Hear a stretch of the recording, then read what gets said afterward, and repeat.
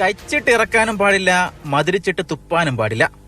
ഈ അവസ്ഥയിലാണ് ഇപ്പൊ നമ്മുടെ PC ജോർജ്. ആകെയുണ്ടായിരുന്ന ജനപക്ഷം എന്ന പാർട്ടി പോയി. മോഹിച്ചു വെച്ചിരുന്ന പത്തനംതിട്ടയിലെ BJP സീറ്റ് അനിൽ ആന്റണിയും കൊണ്ടുപോയി. ഇതിനെല്ലാം അപ്പുറത്ത് തുഷാർ വെള്ളാപ്പള്ളി കോട്ടയത്ത് സ്ഥാനാർത്ഥിയുമായി. PCക്ക് കലിപ്പ് കയറാൻ ഇതിൽ കൂടുതൽ വല്ലതും വേണോ? വേറൊരു ഗതികേട് പത്തനംതിട്ട അനിൽ ആന്റണി അറിയുന്നവരില്ല, ഒന്ന് പരിചയപ്പെടുത്തി എടുക്കണം എന്നുള്ളതാണ്. അത് അത്ര ഓട്ടം കൂടുതൽ.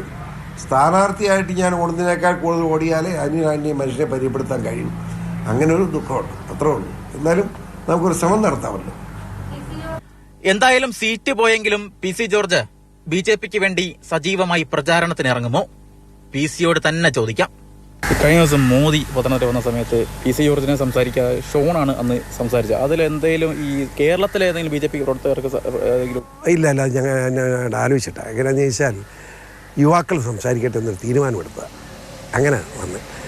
അപ്പോ ഇതോ ഓരോ കാര്യങ്ങളും ആലോചിച്ച് തീരുമാനങ്ങളെടുത്തിട്ട് ആ കാര്യങ്ങൾ അദ്ദേഹത്തിന് ഗ്യാരണ്ടി ചെയ്തു ഞാൻ നടപ്പാക്കുമെന്ന് പറയുന്ന ലോകത്തിലെ ഏക നേതാവാണ് നരേന്ദ്രമോദി.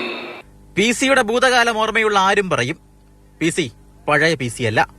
അച്ചടക്കമൊക്കെ PCക്ക് ഇപ്പോൾ നന്നായി ചേരുന്നുണ്ട്. എത്ര കാലം വരെ എന്നാണ് ഇനി അറിയേണ്ടത്. പ്രധാനമന്ത്രി നരേന്ദ്രമോദി പങ്കെടുത്ത യോഗത്തിലാണ് PC ജോർജ് പത്തനംതിട്ടയിൽ അവസാനമായി പ്രചാരണത്തിനെത്തിയത്. സീറ്റ് കിട്ടാത്തതിലെ വിഷമം PCക്ക് ഇപ്പോഴുമുണ്ടെന്ന് വ്യക്തം. കോട്ടയത്ത് നിന്ന് ക്യാമറമാൻ ജോബിൻ തേക്കിടിക്കൊപ്പം ഷിനോദ് ST, മാതൃഭൂമി ന്യൂസ്.